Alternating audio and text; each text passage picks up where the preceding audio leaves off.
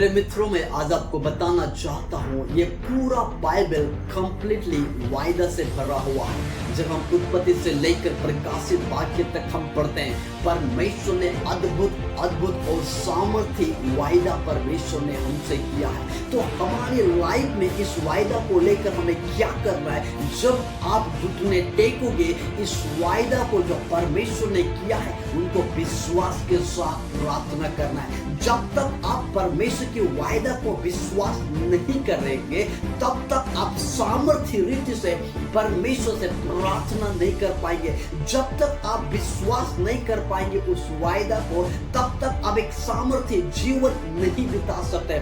मैं आज आपको बताना चाहता हूँ, जब आप उत्पत्ति की किताब उसकी 32 अध्याय के 9 पद में पढ़ते हैं, याकूब के आगे का और पीछे का और दाया और बाया सभी रास्ता जब बंद हो गया, तो याकूब ने घुटने टेक कर स्वर्ग की ओर देखकर उन्होंने इस रीति से प्रार्थना किया जो रीति से परमेश्वर ने पहले किसी से वादा कर चुका है।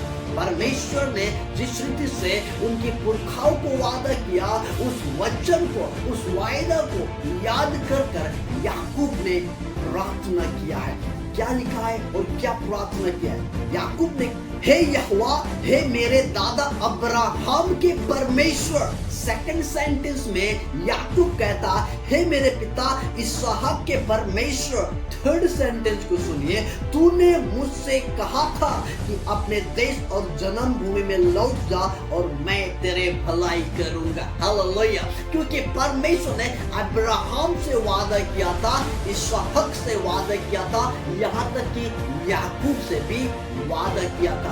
यदि आप एक सामर्थ्य जीवन जीना चाहते हैं, सामर्थ्य प्रार्थना करना चाहते हैं, तो आपको इस वायदा को क्लेम करना आवश्यकता है। जब तक आप क्लेम नहीं करेंगे, तब तक उस वायदा आपके जीवन में सामर्थ्य रीति से पूरा नहीं होगा। मैं आपको उदाहरण के तौर पर बताना चाहता हूँ, यदि कोई मुझे कहे कि मैं आपको 50,000 रुपए दूंगा, जब मेरे लाइफ में पैसा का कमी होगा, तब मुझे उस वायदा याद आएगा कि उस व्यक्ति ने मुझे 50,000 देने की वादा किया है। जब मुझे जरूरत होगा, मुझे उस व्यक्ति याद आएगा, क्योंकि किसी ने मुझसे कहा है कि मुझे 50,000 रुपए देंगे। और जब भी मैं उससे मिलूंगा, मैं ये सवाल उससे जरूर करूंगा, आपने मुझसे कहा है कि आप मुझे 50,000 रुपया देंगे। वो व्यक्ति देने में मजबूर होगा, इसी कारण मैं उसे पाऊंगा, इसलिए नहीं क्योंकि उन्होंने कहा है, इसलिए मैं मांगूंगा और वो उसको देना पड़ेगा। हालेलुया। क्योंकि उसने कहा है। बाइबल में उत्पत्ति से लेकर प्रकाशित वाक्य तक आपके जीवन की हर एक समस्याओं के लिए, आपके जीवन की परेशानियों के लिए, आपके जीवन की एक सिंगल स्टेप के लिए परमेश्वर ने वादा कर चुका है। परमेश्वर ने इजराइल को बड़ी सामर्थ्य रीति से वादा किया। उनमें से एक यहोशू के पास परमेश्वर ने आकर कहा, यहोशू को कहा कि मैं तुमको ये पूरे देश दे दूंगा, ये जगह दे दूंगा। जैसे मैं मूसा के संग रहा, वैसे अब मैं तुम्हारे संग में रहूंगा। आप शायद बोलते होंगे, मैं तो यहोशू नहीं हूँ, मैं तो मोसेस नहीं हूँ, परंतु बाइबल यह वचन भले यहोशू को कहा होगा, परंतु आपको विश्वास करना है कि आज परमेश्वर इस वचन के द्वारा मुझसे बातें कर रहा है। परमेश्वर ने यहोशू को कहा, तेरे जीवन भर कोई तेरे सामने टिक ना सकेगा। जैसे मैं मूसा के संग रहा, वैसे मैं तुम्हारे संग में रहूंगा। हालेलुया। आप इस वचन को क्लेम करना है। Lord, you have spoken to me through the Joshua. अब जोशुआ के द्वारा आज मुझसे भी बातें किया है। इस वचन को क्लेम करना आवश्यकता है। जब तक आप क्लेम नहीं करोगे, तब तक आपको मिलेगा नहीं कभी भी। हालेलुया।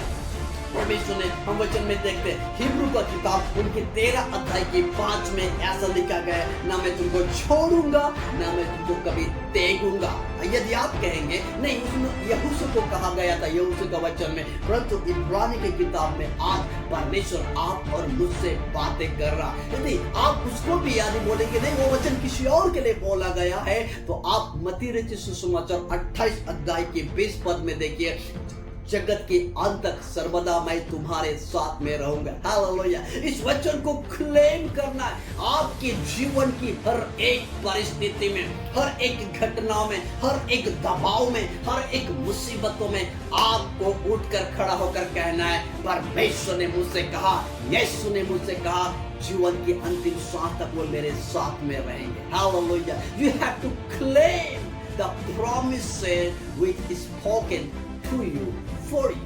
Hallelujah. आपको इसको क्लेम करना है इस रीति से जैसे याकूब ने क्लेम किया है। जिस प्रकार परमेश्वर ने अब्राहम को कहा, मैं तुम्हें संतान दूंगा और तुम्हारे संतान आकाश के तारों के नए और धूल के किनकों के समान बनेंगे। परंतु परमेश्वर अब्राहम की एक लौता बेटा इसहाक के जन्मने के बाद इसहाक ने जब विवाह किया, इसहाक की पत्नी रेबिका बांझ हो गया है। तो इसहाक ने क्या कहा, हे मेरे पिता अब्राहम के परमेश्वर, तूने तो मेरे पिता अब्राहम को ऐसा कहा है, उसके अनुसार मेरे पत्नी की गर्भ को भर दे।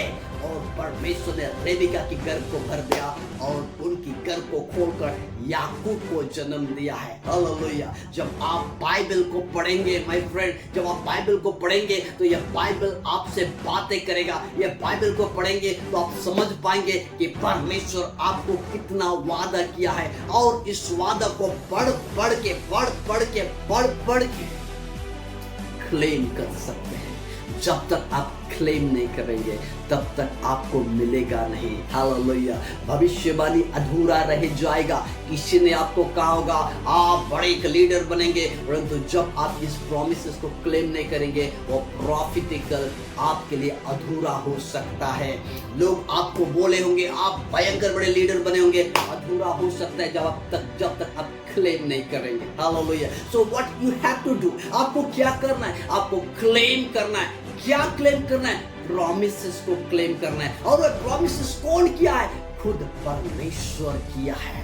बाइबल में लिखा है आकाश और पृथ्वी टल सकता है परंतु मेरे वचन, दैट मींस दिस प्रॉमिस कभी नहीं टलेगा। और एक बार सुनिए, वचन में लिखा है आकाश और पृथ्वी टल सकता है परंतु यह वचन, मेरा वादा कभी नहीं टलेगा। यदि आज आप उस सामर्थ्य वचनों को याद कर उस सामर्थ्य वचनों को आप मेडिटेट कर सामर्थ्य वचनों को विश्वास कर घुटने में आकर परमेश्वर को यदि याद दिलाएंगे, आपके जीवन के लिए सफलता आने से न स्वर्ग न संसार न नरक कोई नहीं रोक सकता है। हालेलुया। आपके जीवन में आशीष आने के लिए कोई नहीं रोक सकता है। परमेश्वर ने जो वादा आपसे किया है बाइबल में, उसको पूरा होने से कोई नहीं रोक सकता है। आपको क्या करना है? Just kneel down and remember to God. परमेश्वर को याद करिए और कहिए, प्रभु आपने मुझसे वादा किया है। यहोशू को, मूसा को, अब्राहम को, इसहाक को, याकूब को जो वादा किया, आज वो वादा मेरे लिए है, आपके लिए पूरा होने जा रहा है। God bless you.